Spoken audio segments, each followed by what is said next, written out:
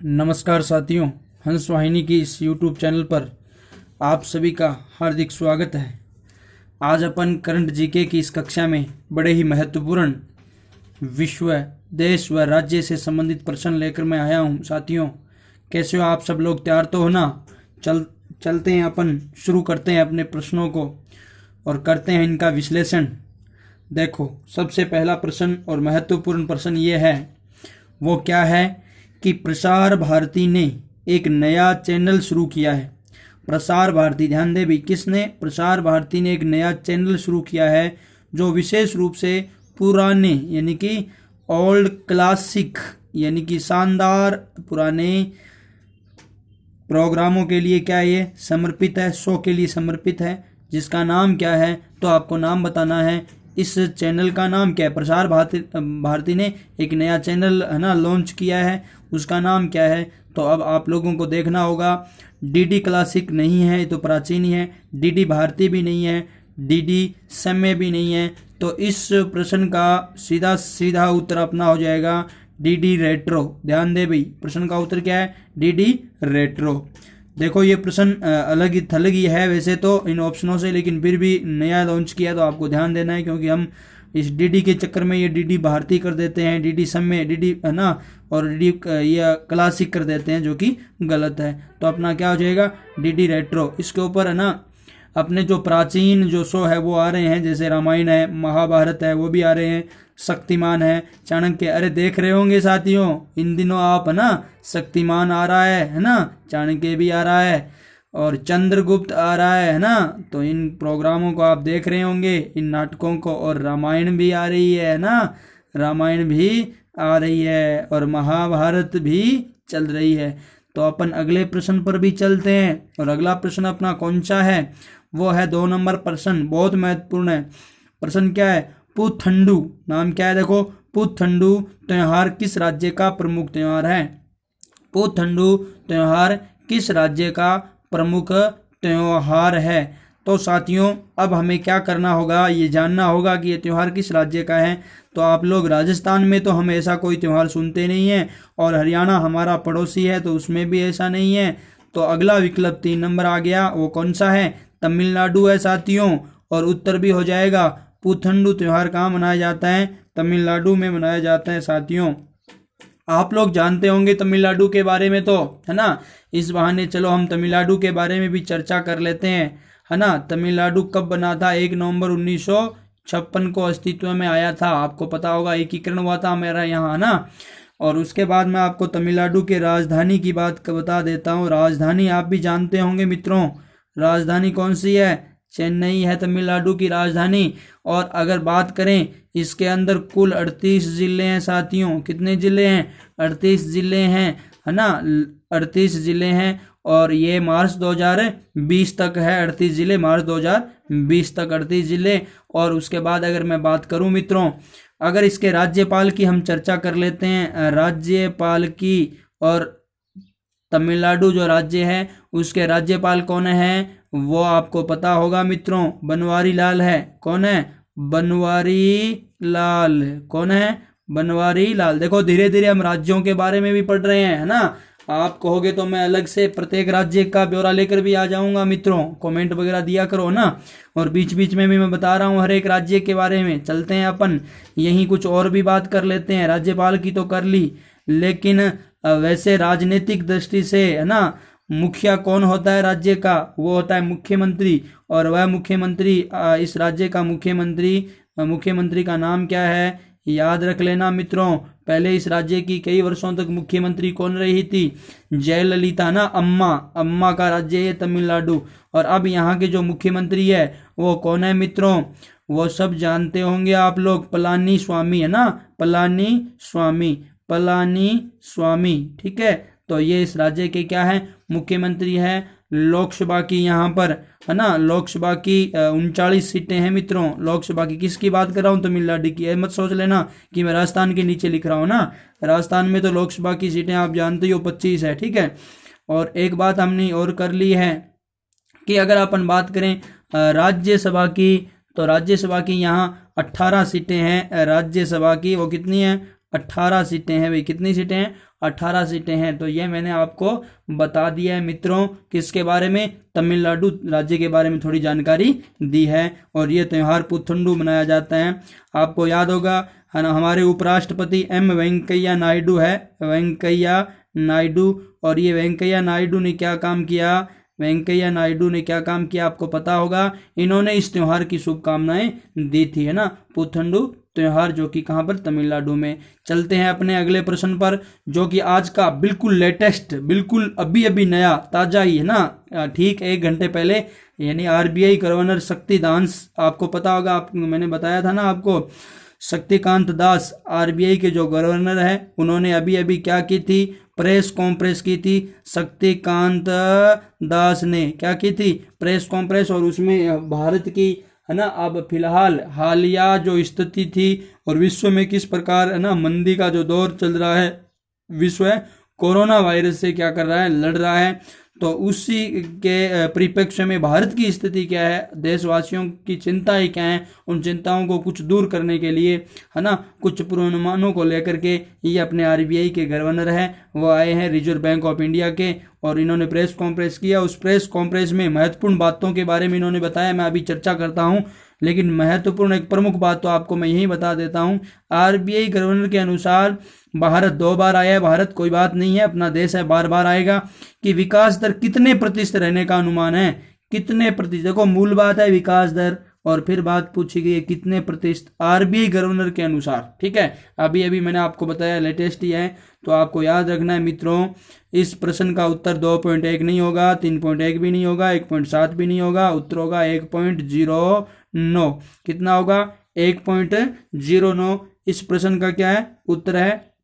और ये किसके द्वारा मतलब किसके द्वारा अनुमानित है, ये मैंने आपको बता दिया, आरबीआई गवर्नर के द्वारा। ये इन्होंने कहा है कि ये 1.9% हमारी क्या रहने वाली है, विकास दर रहने वाली है, ठीक है, तो ये विकास वृद्धि दर रहने वाली है, तो ये भी याद रख लेना, वृद्धि नाम यहाँ लिख ही लेना, वृद्धि दर, ठीक है।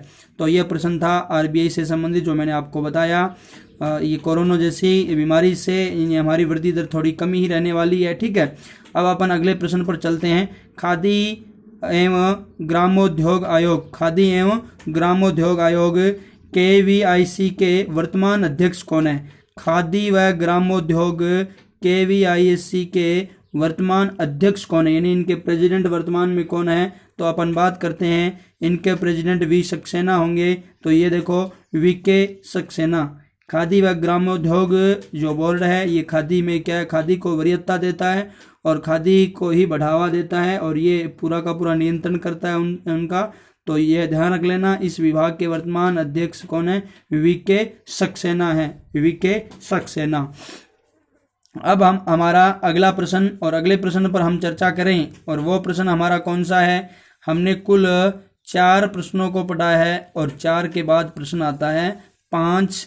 मित्रों 5वां प्रश्न फिर आ गया है, और ये 5वां प्रश्न किससे संबंधित है साथियों, आरबीआई के द्वारा, है ना, आरबीआई द्वारा, देखो गौर से सुनो भाई, आरबीआई द्वारा नाबार्ड को, है ना, नाबार्ड को जो ग्रामीण सबसे बड़ा बैंक होता है ना, ग्रामीण रूरल इलाके को क्या करता है, बढ़ाने के लिए नाबार्ड है जो एक संस्था है आपकी, जो मतलब छोटे बड़े सभी किसानों को और विभिन्न प्रकार के चीज़ें लाने के लिए क्या देता है, ऋण मुहैया कराता है। तो नाबार्ड को कितने रुपए की सहायता दी है, ये तो ग्रामीण के लिए और शहरी के लिए भी है, तो कितने रुपए की सहायता दी है, मतलब यहाँ आपको रुपया देखना है, और ये बात भी आज की लेटेस्ट ही है ना, गवर्नर ने अभी इनकी क्या की है, घोषणा की है। तो ध्यान देना, पहला ऑप्शन है 10,000 करोड़। मित्रों ये जो 10,000 करोड़ रुपए हैं, ये दिए गए थे किसको, नेशनल हाउसिंग बोर्ड, ध्यान रख लेना, राष्ट्रीय हाउसिंग बोर्ड है, नेशनल हाउसिंग बोर्ड, उनको 10,000 करोड़ रुपए दिए गए हैं। तो ये अपना उत्तर तो नहीं होगा, 15,000 करोड़ से भी आगे निकलते हैं, 20,000 करोड़ भी नहीं, 25,000 करोड़ रुपए ये दिए गए हैं, किसके द्वारा, आरबीआई द्वारा, किनको, नाबार्ड को। तो ये भी ध्यान रखना। और एक प्रश्न मैंने प्रश्न के अंदर प्रश्न बता दिया कि नेशनल हाउसिंग बोर्ड को कितना दिया, 10,000 करोड़ रुपए। इतना पैसा हमारे देश के ऊपर यानी भिन्न भिन्न जगह पर खर्च होगा तो देश की अर्थव्यवस्था मजबूत रहेगी। और साथ साथ में ये भी है, हम ग्रामीण इलाके के जो लोग हैं वहाँ तक इस प्रकार की सुविधाएं जो पहुँचेगी तो ये बड़े ही अच्छी जो खबर है हम सब देशवासियों के लिए आई है, संजीवनी बूटी का काम करने वाली है मित्रों। हमें तो इतना याद करना है आरबीआई द्वारा नाबार्ड को कितना पैसा दिया गया, 25, ध्यान रख लेना, 1000 बीच में लिखना भाई, गलती थोड़ी सी हुई है, 25,000 करोड़ रुपए है वो दिए गए हैं। ठीक है, अब है अगले प्रश्न पर हम चलते हैं, ये मैंने आप लोगों को बता दिया गया है। ठीक है, छठा प्रश्न अपना है, हाल ही में क्राकाटो ज्वालामुखी में पुनः विस्फोट हुआ है भाई। लगभग ये 125-30 वर्ष पहले एक ज्वालामुखी थी ये क्राकाटो, और ये जो ज्वालामुखी इसमें विस्फोट हुआ था, लेकिन प्रश्न क्या पूछ रहा है कि हाल ही में क्राकाटो ज्वालामुखी पुनः विस्फोट हुआ है, ये किस देश में है, मतलब देश का नाम लिखना आप लोगों को मित्रों। तो ध्यान रख लेना, क्राकाटो जो ज्वालामुखी है, क्राकाटो ये जो ज्वालामुखी है ये किस देश में है, इंडोनेशिया की प्रमुख ज्वालामुखी है। लगभग 125-30 वर्षों पहले, 120-25 वर्षों पहले इसमें क्या हुआ था, ये जो ज्वालामुखी विस्फोट हुआ था वहां पर लगभग 30-35 हजार लोग मारे गए थे, और अभी इसका क्या हुआ है, पुनः विस्फोट हुआ है। इंडोनेशिया की ये ज्वालामुखी है ना, ध्यान रख लेना। अब मैं आप लोगों को ये जो 3 क्षेत्र और लिखाए हैं साथियों, ये भी ज्वालामुखी के क्षेत्र ही है, और आपको मैं बता देता हूं। अगर हम तंजानिया की बात करेंगे साथियों, तो यहाँ पर किलिमंजारो ज्वालामुखी है, माउंट किलिमंजारो है ना, माउंट किलिमंजारो ज्वालामुखी यहाँ है, कहाँ पर, तंजानिया में। और एक अगर बात करेंगे इक्वाडोर की, तो इक्वाडोर में भी है माउंट कोटापेक्सी, माउंट कोटापेक्सी, कौन सी है, माउंट कोटापेक्सी, वो कहाँ पर है भाई, माउंट कोटापेक्सी इक्वाडोर में। ठीक है, और इंडोनेशिया की तो बात होगी क्राकाटो। ठीक है, और एक बात अपन और कर लेते हैं वो जापान की। तो साथियों इसको तो कौन नहीं जानता, जापान की तो है कौन सी, फ्यूजियामो, फ्यूजियामो। ठीक है, फ्यूजियामो। ठीक है, तो फ्यूजियामा है, ये किसकी है, जापान की है, और क्या, ज्वालामुखी है। तो आपको यहाँ से क्या प्रश्न है, यहाँ प्रश्न तो अपना था क्राकाटो ज्वालामुखी है, इसका पुनः विस्फोट किस देश, मतलब ये पुनः विस्फोट हुआ है लेकिन किस देश में है, तो उत्तर आ गया इंडोनेशिया। ठीक है, इंडोनेशिया, जिसकी राजधानी क्या है, जकार्ता है।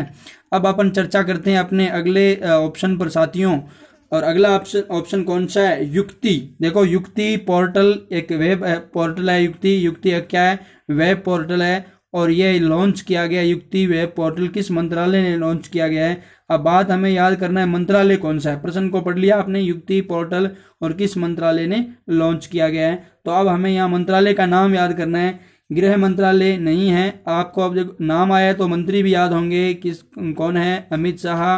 कौशल विकास मंत्री की अपन बात कर चुके हैं, आपने पढ़ा होगा, नाथ जी को। और उसके बाद अपन चलते हैं किसके पास, विदेश मंत्रालय के पास। और विदेश मंत्री तो कौन है, सब जानते हो है ना, कौन है, जयशंकर साहब है ना, एस जयशंकर साहब। और अगर बात करते हैं अपन मानव संसाधन मंत्रालय, ये इसका उत्तर होगा, युक्ति पोर्टल इसने ही क्या किया है, लॉन्च किया है, मानव संसाधन। ध्यान रख लेना, विकास मंत्रालय पूरा नाम है ये, HRD है ना, HRD मंत्रालय। ठीक है, और इसके मंत्री कौन है, रमेश बाबू है, कौन है, रमेश बाबू, मतलब रमेश पोखरियाल निशंक। हमने पिछली कक्षा में विस्तार से चर्चा की है, अब आपको याद होगा, अगर आपने वो कक्षा ली है तो मुझे नहीं लगता कि कोई चीज अब बाहर जा रही है ना।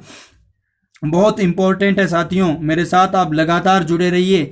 बस ये मैं ये दावा कर देता हूं कि कोई भी करंट जी के अछूती नहीं छोड़ूंगा, एक एक पहलू तक आपको ले जाऊंगा। तो चलते हैं अपन आगे, और अगला अपना एक और इम्पोर्टेंट प्रश्न जो हमारा क्या कर रहा है, इंतजार कर रहा है, और वह कौन सा है, विश्व बैंक। देखो प्रश्न कौन सा है, विश्व बैंक का मुख्यालय कहां पर है। साधारण सा प्रश्न आपसे पूछ लिया गया है कि विश्व बैंक का मुख्यालय कहां पर है। ध्यान देना मित्रों, कभी भी प्रश्न का उत्तर हमें याद है तो भी विकल्प को देखना जरूरी है, और विकल्प को देखते हैं। न्यूयॉर्क बिल्कुल नहीं है, नॉर्वे यहाँ पर भी नहीं है, वाशिंगटन DC बिल्कुल सा यहीं पर है अपना, कौन सा, विश्व बैंक का मुख्यालय कहाँ पर है, वाशिंगटन DC में है, और पेरिस में भी नहीं है। तो कहने का तात्पर्य यहाँ हमारा उत्तर मिल गया, वाशिंगटन DC। और वाशिंगटन DC कहाँ पर है, अमेरिका में है साथियों। कहाँ पर है, अमेरिका में। और अमेरिका की क्या है,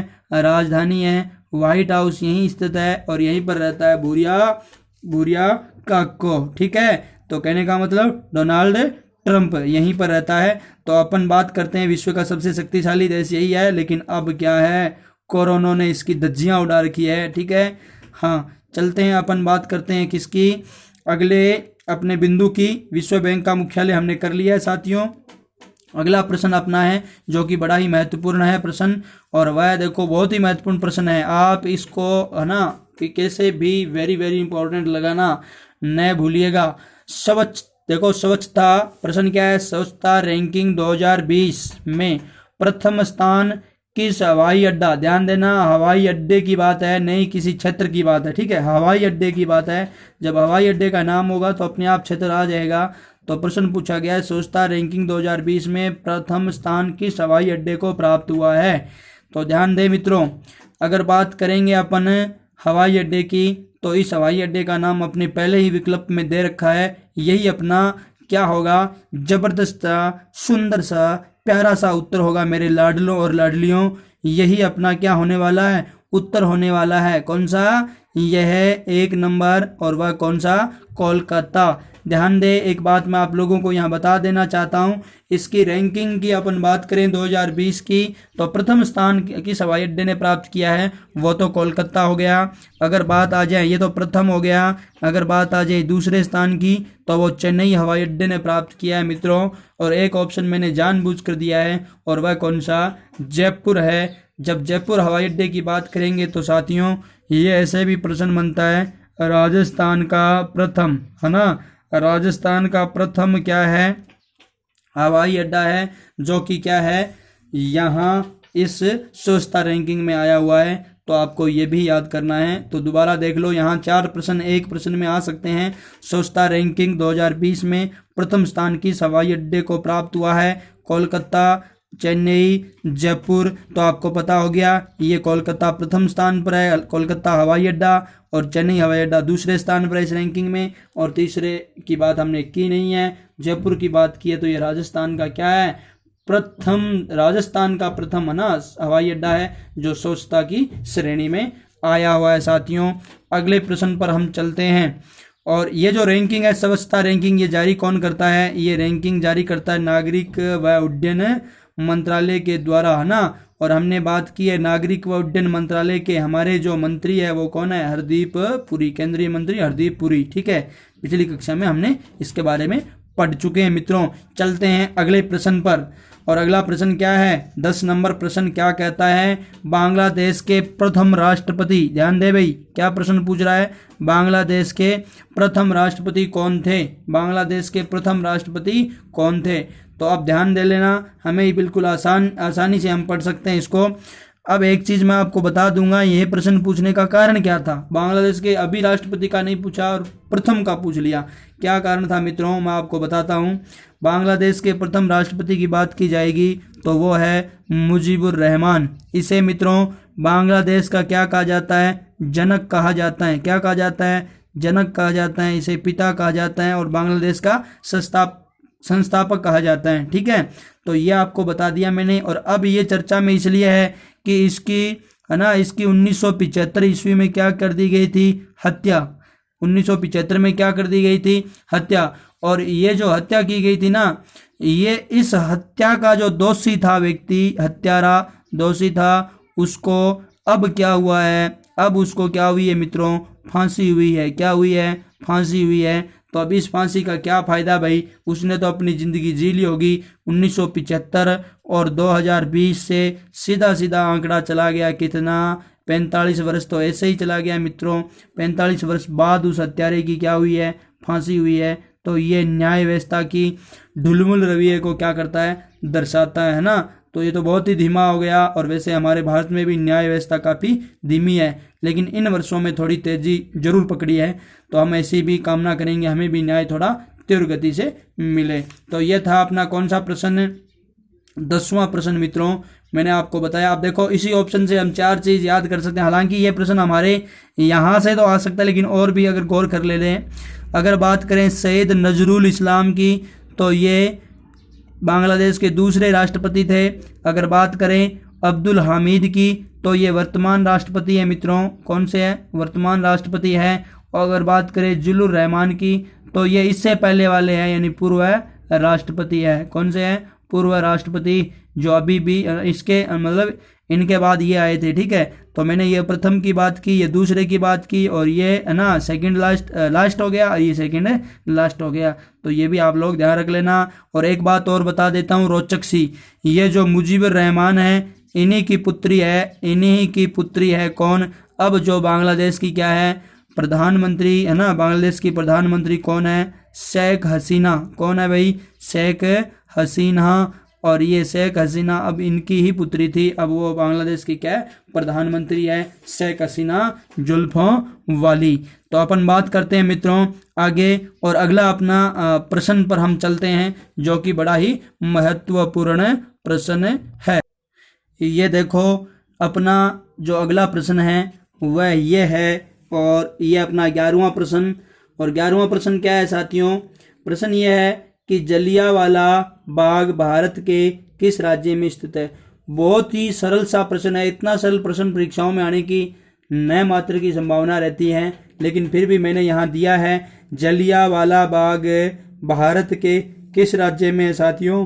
सब जानते हो ये जलियांवाला बाग कहाँ पर है? कहाँ पर है भाई? अमृतसर। और अमृतसर कहाँ पर है? पंजाब में है। तो ये कहाँ, किस राज्य में हो गया? पंजाब। अब ये चर्चा में क्यों रहता है? ये लगातार चर्चा में रहेगा जब जब है ना देशभक्तों की और आज़ादी के आंदोलन के सेनानियों की बात की जाएगी, तो इसको क्या किया जाएगा? याद किया जाएगा। इस दिन को भूला नहीं जा सकता। अब ये चर्चा में क्यों है? क्योंकि एक तारीख थी जो अभी निकली है, और वो कौन सी थी? 13 अप्रैल। ठीक है, 13 अप्रैल 1919 की जब बात की जाएगी साथियों, इस समय यहाँ पर रोल्ट, आपको याद होगा रोलेट या रोलेट एक्ट के विरोध में यहाँ पर क्या किया जा रहा था? एक सभा, शांतिपूर्ण सभा हो रही थी। और ये जो सभा कहाँ पर थी? कहाँ पर थी भाई? आपको याद होगा अमृतसर में थी। और अमृतसर का एक बाग था जिसकी चर्चा हम इस प्रश्न में कर रहे हैं। इस अमृतसर के बाग में ये एक सभा हो रही थी। एक सभा का कारण ये भी था कि यहाँ पर दो व्यक्ति थे, एक का नाम तो था सैफुद्दीन किचलू, है ना, सैफुद्दीन किचलू। इनके मतलब समर्थन में यहाँ पर क्या किया जाता था? सैफुद्दीन किचलू। ठीक है, इनके समर्थन में यहाँ पर क्या की जा रही थी? लोग इनके विरोध में थोड़ा प्रदर्शन भी कर रहे थे, और शांत था, बिल्कुल शांत माहौल में ये लोग क्या कर रहे थे? अपनी एक सभा कर रहे थे। और इस बाग को चारों तरफ से घेर करके एक व्यक्ति जिसका नाम था कर्नल जनरल डायर, और इस डायर ने क्या कर दिया? यहाँ पर गोलीबारी चलवा दी। और इस गोलीबारी से मित्रों कहते हैं अलग अलग जो संस्थाएं हैं उन्होंने अपने अलग अलग आंकड़े दिए। तो 400 से लेकर के 1000 तक है ना कैजुअलिटी यानी मौत का आंकड़ा बताया गया। तो मैंने आप लोगों को यहाँ इस प्रश्न का जिक्र इसलिए किया है। और एक बात और बता देता हूँ साथियों, 13 अप्रैल ये जो दिन था वो किसका था? वैसाखी का दिन था। आपको बताया हुआ है मैंने पिछली कक्षाओं में कि वैसाखी है ना जो सिखों का एक प्रमुख क्या है? त्योहार है। और जो रबी की फसल है ना, रबी की फसल की पकने की खुशी में मनाया जाता है रबी की फसल है। और इस दिन ही, वैसाखी के दिन ही क्या करते हैं? 1699 ईस्वी में साथियों किसके द्वारा? सिखों के 10वें गुरु गोविंद सिंह के द्वारा क्या किया जाता है? आपको पता होगा, खालसा पंथ की स्थापना की जाती है। कौन से पंथ की? खालसा पंथ की स्थापना की जाती है। और इस वैसाखी के दिन ही ये कांड हुआ पूरा का पूरा 13 अप्रैल 1919। तो आपको ये याद रखना है साथियों। चलते हैं अपने अगले प्रश्न पर। इसका उत्तर तो हमने हल कर ही दिया है। और अगला प्रश्न हमारा है वह कौन सा है? वह है 12 नंबर। उत्तर प्रदेश राज्य में लोकसभा की सीटें कितनी है साथियों? अब यहाँ मैंने ये प्रश्न आपको इसलिए पूछा है कि प्रश्न कई बार परीक्षा में आता है कि भारत में सर्वाधिक लोकसभा सीटों वाले राज्य कौन सा है? सर्वाधिक लोकसभा सीटों वाला राज्य, तो आपको उत्तर याद कर लेना है। और वह कौन सा हो जाएगा? यूपी की बात हम करेंगे तो सबसे पहले ये 25 नंबर का ऑप्शन आया है। तो ये तो हम सब जानते ही हैं। 25 तो हमारे राजस्थान में, एक दो जगह और भी है। तो 25 लोकसभा में है, 25 राजस्थान की है। तो ये ध्यान रख लेना, 25 राजस्थान की हो गई अपने की। यहाँ पर लोकसभा सीटें 25 है। और 25 की 25 सीटें ही एनडीए के घटक दल है ना, इसमें 24 तो बीजेपी ने कब्जा कर रखा है, बीजेपी। और एक है RLP हनुमान बेनीवाल, ठीक है। तो ये 25 सीटें हैं, 25 की 25 एक तरीके से बीजेपी की है। उसके बाद अपन बात करें किसकी, 2 नंबर 39 की, तो हम आज चर्चा कर चुके हैं अभी अभी एक राज्य की, वो कौन सा है, तमिलनाडु।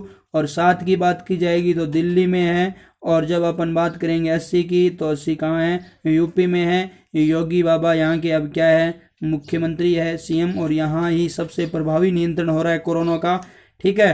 तो अपन बात करते हैं मित्रों, ये 80 सीट सर्वाधिक सीट है, यूपी की है। यही राज्य निर्धारित करता है कि सरकार सेंटर की किसकी बनेगी, अधिकतर यही निर्धारित करता है कि यहाँ जो पार्टी सबसे ज़्यादा सीटें जीतती हैं वही लगभग सरकार बना लेती, क्योंकि इतनी सीटें बहुत ज़्यादा मायने रखती है।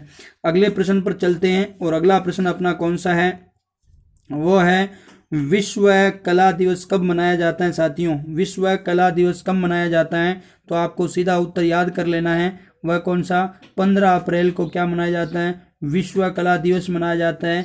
इसमें विभिन्न प्रकार की जो है ना कला है, आपको पता ही है, नृत्य है, और आप इसमें हर प्रकार के है ना गीत सॉन्ग वगैरह है, इन सबको बढ़ावा देने के लिए ये दिवस मनाया जाता है पूरे विश्व में। तो आपको ध्यान रख लेना है, शास्त्रीय संगीत वगैरह है ना, इनको बढ़ावा देने के लिए ये दिवस मनाया जाता है 15 अप्रैल को। और इन दिनों ये 15 अप्रैल है ना अपने यहाँ पर मतलब लॉकडाउन के अंदर ही ये निकली थी। आपको याद होगा 14 अप्रैल को दोबारा लॉकडाउन की घोषणा कर दी गई थी, तो ये दूसरे लॉकडाउन का पहला दिन था ये, ठीक है। तो अब मैं अगली बात करता हूँ। 7 अप्रैल हम जानते हैं विश्व स्वास्थ्य जो अपना दिवस है ही। 14 अप्रैल 14वां प्रश्न की चर्चा कर लेते हैं अपन, और वह कौन सा है, वह है हाल ही में किस, देखो प्रश्न कौन सा है 14 नंबर, हाल ही में किस मंत्रालय ने देखो अपना देश, देखो अपना देश, देखो एक मंत्रालय है जिन्होंने देखो अपना देश वेबिनार श्रृंखला की शुरुआत की, वेबिनार श्रृंखला की शुरुआत की। तो अब ये प्रश्न हमारे मंत्रालय से सीधा पूछा गया है, तो मंत्रालय का नाम साथियों हमें यहाँ याद करना होगा, और जो कि मंत्रालय हमारा बहुत ही महत्वपूर्ण है। देखो सबसे पहले विकल्प में HRD, साथ साथ में इनके मंत्री भी आप याद करें। यही तो याद करने का सबसे बेहतर तरीका होता है कि जो चीज़ हम फिक्स कर लेते हैं कि बस इतना ही पढ़ना है, तो फिर हम पेपर को सिलेक्ट नहीं कर सकते हैं। हम क्या करेंगे कि उसके आसपास की चीज़ें अभी साथ साथ में पढ़ते जाएंगे, ठीक है। तो HRD की बात अपन कर चुके हैं, मानव संसाधन विकास मंत्रालय, और हमारे जो यहाँ के मंत्री कौन है, रमेश पोखरियाल निशंक। देखो मैं इतनी बार बता दूंगा आपको, तो आपको याद होने ही पड़ेंगे, हर हाल में मैं याद करवा के ही छोड़ने वाला हूँ, है ना। गृह मंत्रालय अमित भाई शाह। पर्यटन मंत्रालय की बात करेंगे तो मैंने आपको बता दिया है, और इस प्रश्न का उत्तर भी यही होगा, देखो अपना देश वेबिनार श्रृंखला की शुरुआत है। एक ऐप तरीके का एक वेब पोर्टल है, इसमें भारत के तमाम जो क्षेत्र है, तमाम पर्यटन स्थल है, दर्शनीय स्थल है, उन सभी को उसके अंदर विस्तार से क्या किया जा रहा है, दिखाया जा रहा है। पहले से की गई वीडियो क्लिपिंग के माध्यम से बड़े ही सुनियोजित और जबरदस्त तरीके से दिखाया जा रहा है। तो ध्यान रख लेना, पर्यटन मंत्रालय ये काम कर रहा है। देखो अपना देश वेबिनार श्रृंखला की इसने क्या की है, शुरुआत की है, किस मंत्रालय द्वारा, पर्यटन मंत्रालय द्वारा। मैं आपसे एक प्रश्न पूछूंगा, एक शब्द और लिखा था हमने, संस्कृति, क्या लिखा था, संस्कृति, वह पर्यटन मंत्री कौन है, तो आपका उत्तर क्या आएगा मित्रों, आपका उत्तर आना चाहिए प्रहलाद सिंह पटेल, प्रहलाद सिंह पटेल, ठीक है, जो कि मध्य प्रदेश से है, प्रहलाद सिंह पटेल। और यही हमारे क्या है, संस्कृति व पर्यटन मंत्री है। ध्यान रख लेना, संस्कृति व पर्यटन मंत्री कौन है, प्रहलाद सिंह पटेल। और मैंने एक प्रहलाद है ना और बताया था, आपको याद होगा, प्रहलाद जोशी मैंने बताया था, और जो कि क्या है, कोयला व खनन मंत्री है। और साथ में वो कौन है, ये इस प्रश्न का उत्तर नहीं है मित्रों, प्रहलाद जोशी, ठीक है। प्रहलाद जोशी तो क्या है, मैंने आपको बता दिया, खनन, कोयला व संसदीय कार्य मंत्री है, ठीक है। अब अपन बात करते हैं अगले अपने ऑप्शन पर। इस प्रश्न का उत्तर पर्यटन मंत्रालय होगा। और अगला प्रश्न हमारा है 15 नंबर, और 15 नंबर प्रश्न हमें कह रहा है कि हाल ही में किस देश ने WHO की फंडिंग रोकने का आदेश दिया। देखो फंडिंग क्या होती है, पैसों की सहायता, ठीक है। और WHO आप जानते हो, वर्ल्ड हेल्थ ऑर्गेनाइजेशन है ना, विश्व स्वास्थ्य संगठन। ये जो विश्व स्वास्थ्य संगठन है, इसकी फंडिंग रोकने का आदेश। देखो ये कोई अपने आप पैसे को पैदा थोड़ी करता है, इसको अलग अलग देश क्या कर देते हैं, पैसे देते हैं, सहायता इन्हें दी जाती है, और उस सहायता से ये फिर क्या करता है, इस पैसे का विश्व में जहाँ जिनको जरूरत होती है वहाँ पर उनको क्या करता है, सहयोग करता है। विभिन्न प्रकार की महामारियाँ, रोगों से, भिन्न प्रकार की अलग अलग प्रकार की चीज़ों से निपटता है। जैसे कोई प्राकृतिक आपदाएं वगैरह, भूकंप, बाढ़ आ जाते हैं, उनको पहुँचाता है।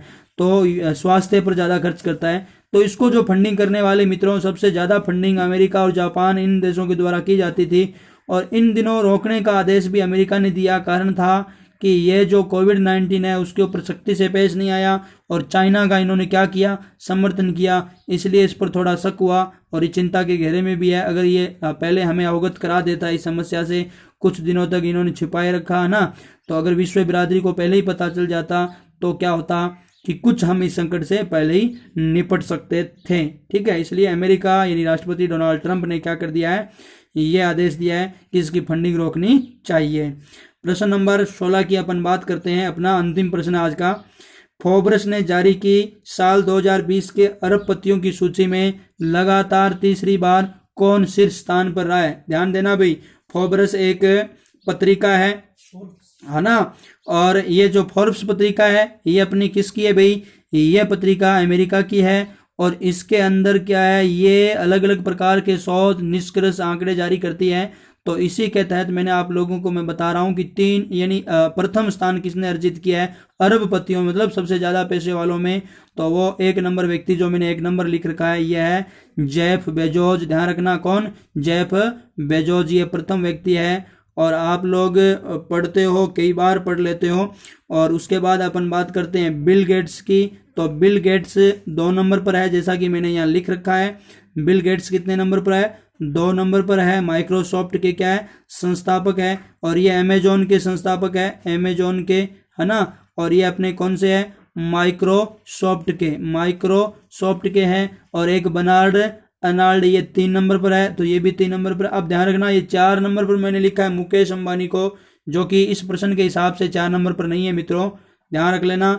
1 नंबर फोर्ब्स की सूची में 1 नंबर कौन है अरबपति में, जेफ बेजोस है, जो कि अभी हमने बात कर ली है किसके, अमेजोन का संस्थापक है। और बिल गेट्स माइक्रोसॉफ्ट का है। बर्नार्ड अर्नाल्ड ये भी 3 नंबर पर है, 1 2 3। और ये मुकेश अंबानी है, ये भारत के सबसे अमीर है, ये ध्यान रख लेना, ये इसमें 4 नंबर नहीं है। ध्यान, भारत के सबसे अमीर व्यक्ति। ठीक है, तो ये आज का अपना जो प्रश्नों का सिलसिला है वो खत्म होता है मित्रों। आप लोगों को ये चीज़ें पसंद आ रही होगी और इनको आप लोग लगातार पढ़ते रहो, और हम ऐसे हर प्रकार की परीक्षाओं को क्या कर सकते हैं, उनको इन मतलब परीक्षाओं में फायदेमंद है। आज की कक्षा ये संपन्न होती है। जय हिंद, जय भारत।